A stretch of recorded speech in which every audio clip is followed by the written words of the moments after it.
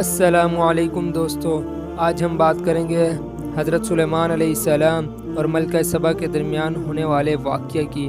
یہ ایک ایسا واقعہ ہے جو کہ آپ سن کر حیران ہو جائیں گے اور اللہ کی قدرت پر سبحان اللہ کہنے پر مجبور ہو جائیں گے۔ تو آئیے، حضرت سلیمان علیہ السلام نے اللہ رب العزت سے دعا کی تھی کہ اے اللہ، مجھے ایسی بادشاہت عطا فرمانا جو آپ نے اس سے پہلے کسی کو نہیں دی ہوگی۔ تو اللہ رب العزت نے حضرت سلیمان علیہ السلام کی اس دعا کو قبول کیا اور ایسی بادشاہت عطا فرمائی کہ انہیں جنوں، حیوانوں، پرندوں، سمندروں، ہواؤں اور سب چیزوں پر قدرت عطا فرمائی کہ وہ جس چیز سے چاہے کام لے لیں۔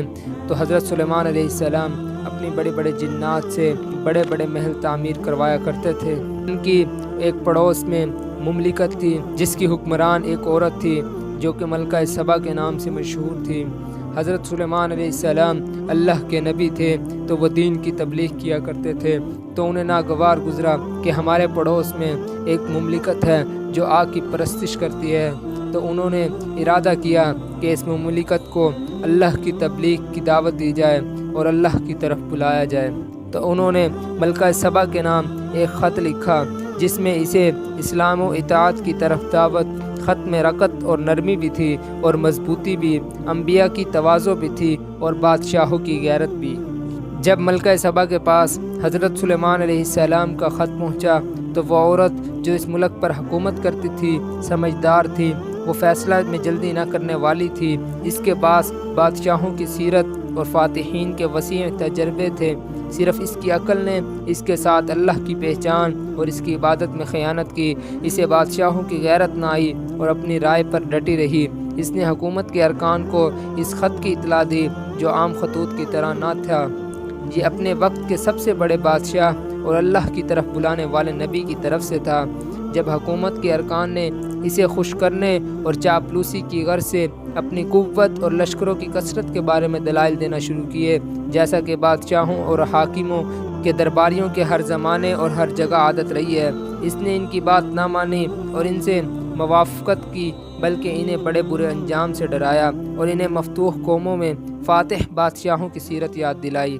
تو اس نے اپنی رعایا سے کہا کہ میں سلیمان علیہ السلام کی طرف ایک ہدیہ بھیجتی ہوں، اگر اس نے قبول کر لیا تو وہ بادشاہ ہے، اگر اس نے قبول نہ کیا تو وہ اللہ کا نبی ہے، اور اگر وہ اللہ کا نبی ہوا تو ہم اس کی پیروی کریں گے۔ پھر ملکہ نے ان کی طرف شاہوں کے شایان شان ایک بڑا ہدیہ بھیجا۔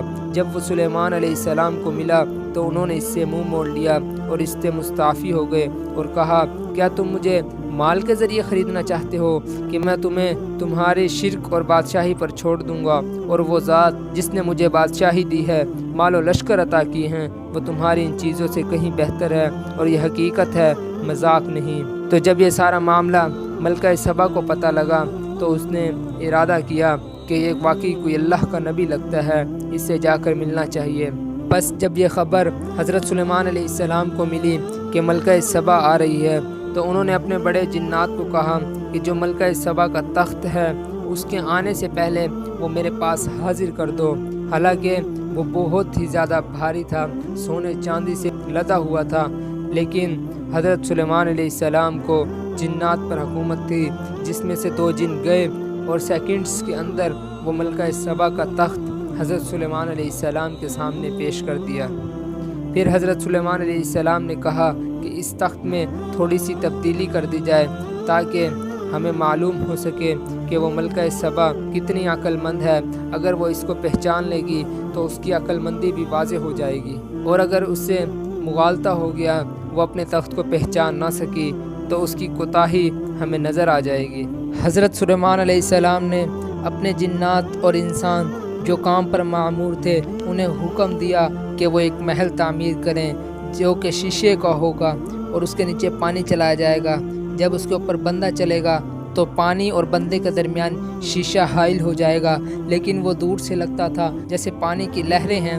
تو حضرت سلیمان علیہ السلام نے کہا، یہ قدرت ملکہ سبا دیکھے اور اسے اندازہ ہو کہ وہ جس سورج کی پوجا کر رہی ہیں اصل حقیقی خدا وہ نہیں ہے، بلکہ اس کو بنانے والا اللہ رب العزت ہے۔ تو یہ ملکہ سبا کو تبلیغ کرنے کے لیے یہ طریقہ اپنایا۔ جب ملکہ سبا شیشے کے محل کی طرف آئی تو اس نے وہی غلطی کی۔